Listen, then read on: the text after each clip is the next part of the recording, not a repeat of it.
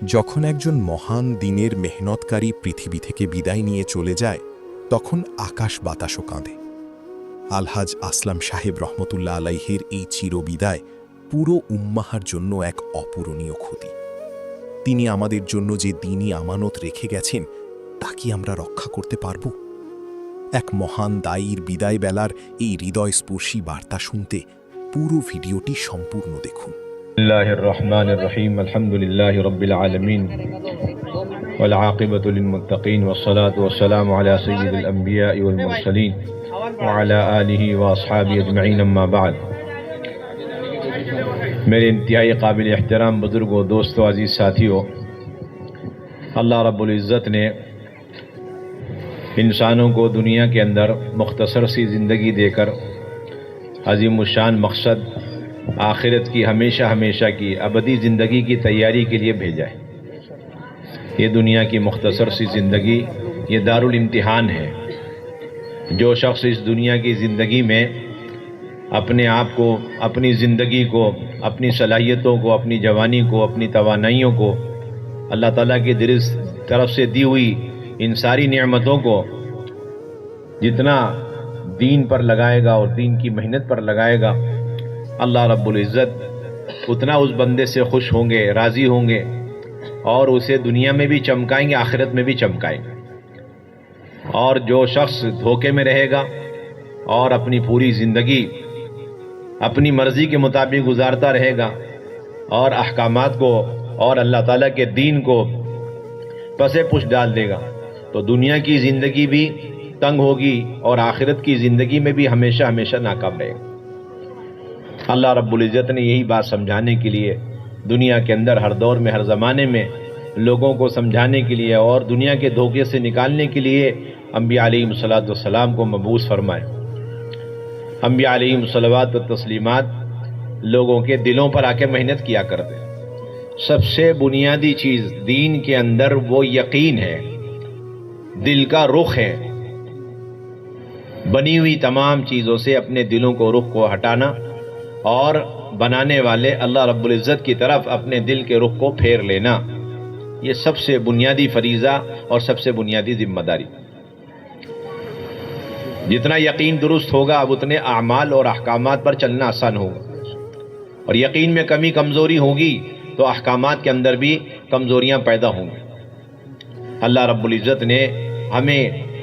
کامل مکمل دین عطا فرمایا۔ جو شخص جتنا کامل دین پر چلے گا اتنا کامیابی ہے۔ حضور اکرم صلی اللہ علیہ وسلم کے ذریعے سے اللہ رب العزت نے ہمیں دین پر چلنا اور چلنے کا طریقہ اور پھر دین کی محنت کا طریقہ بھی دیا ہے۔ آپ صلی اللہ علیہ وسلم نے 23 سال کی زندگی کے اندر انتہائی قربانیوں کے ساتھ اور تکالیف کے ساتھ اس دین کو پورے عالم میں پہنچایا اور 100% دین کو زندہ فرمایا۔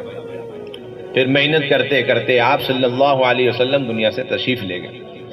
اس امت کے لیے سب سے بڑا حادثہ اور سب سے بڑا سانحہ حضور اکرم صلی اللہ علیہ وسلم کی وفات۔ اس لیے کسی بھی مصیبت کے موقع پر اور حادثے کے موقع پر حضور صلی اللہ علیہ وسلم کی وفات کو یاد کرنا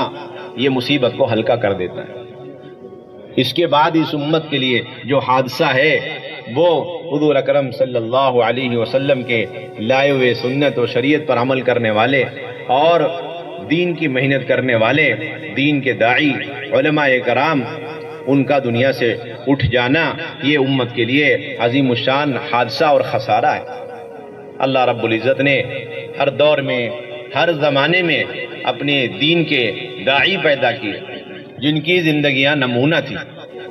اور ان کی زندگیوں سے صحابہ کی زندگیاں میل کھاتی ہیں، اور ان کی زندگیاں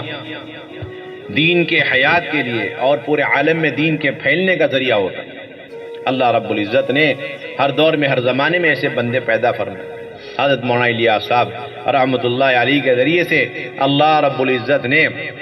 اس دین کے تجدید کا کام لیا اور دوبارہ وہی دعوت کی مبارک محنت جس کی بنیاد پر دور نبوت اور دور صحابہ میں دین زندہ ہوا اور احکامات زندہ ہوئے، اخلاق اور معاملات اور معاشرے اچھے ہوئے، وہی دین کی دعوت کی مبارک محنت اس 14ویں صدی میں اللہ رب العزت نے دوبارہ تازہ فرمایا، اور اس محنت کے ذریعے لاکھوں کروڑوں لوگوں کی زندگیوں میں، مردوں میں، عورتوں میں دین آتا چلا گیا، اور پورے عالم کے اندر اللہ تبارک و تعالی نے اس محنت کو پہنچا دیا۔ اللہ کا فضل ہے، کرم ہے، احسان ہے۔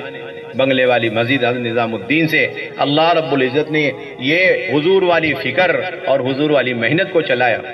اور دیکھتے دیکھتے تمام عالم کے اندر اس محنت کو اللہ نے اپنی قدرت سے پہنچایا، اور اس کے لیے لاکھوں کروڑوں اللہ کے بندوں نے اپنی جان کو، اپنی مال کو قربان کیا۔ انہی لوگوں میں سے ہمارے حضرت الحاج اسلم صاحب رحمۃ اللہ علیہ، جن کو اللہ رب العزت نے اس دور میں دین کی دعوت کا اور دین کی محنت کا ایسا جذبہ اور ایسی کڑن، ایسی بے چینی، بے قراری عطا فرمائی، پوری زندگی دعوت کے لیے وقف فرما دی۔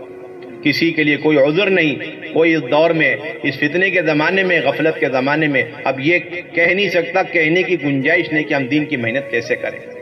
یہ بھی بشر تھے، تقاضے تھے، حاجتیں تھیں، لیکن ان سب سے بالا تر ہو کر کے اپنی پوری زندگی کو، پوری توانائی کو اور پوری صلاحیت کو حضور اکرم صلی اللہ علیہ وسلم کے لائے ہوئے اس مبارک دین کے زندہ کرنے اور سنتوں کو چمکانے کے لیے پوری زندگی کو وقف کر، اور محنت کرتے کرتے دنیا سے تشریف لے ہمارے لیے بہترین نمونہ چھوڑ گئے۔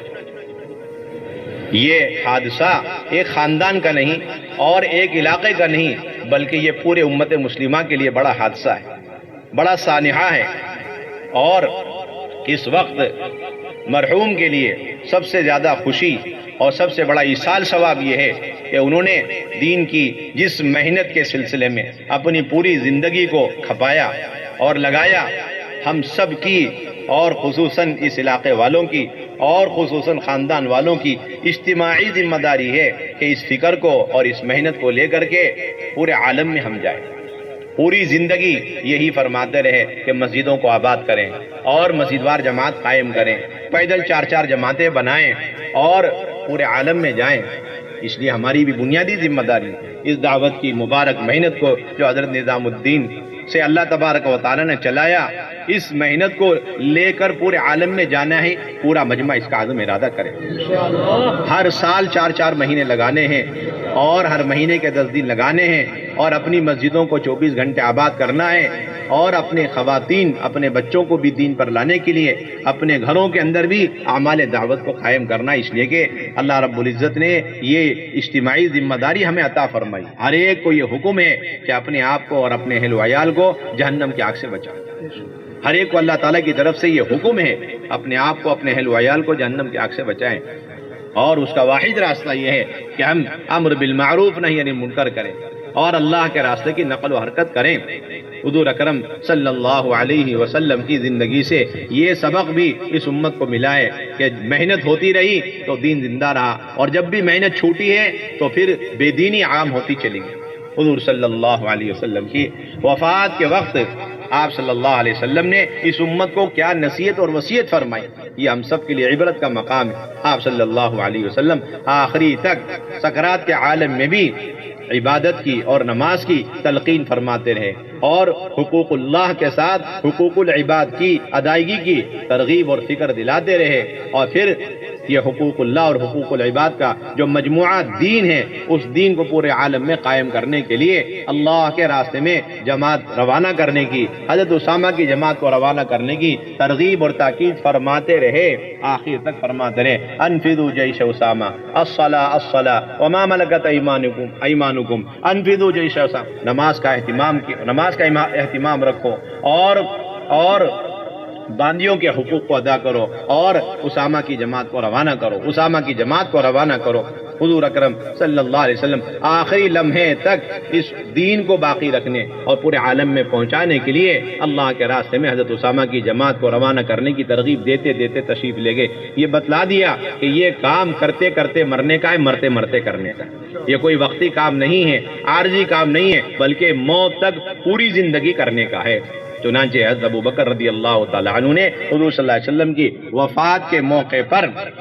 فوراً جو سب سے پہلا اقدام فرمایا ساری بنیادی ضرورتوں کے بعد وہ یہ کہ حضرت اسامہ کی جماعت کو اللہ کے راستے میں روانہ فرمایا حضور صلی اللہ علیہ وسلم کی وصیت کے مطابق۔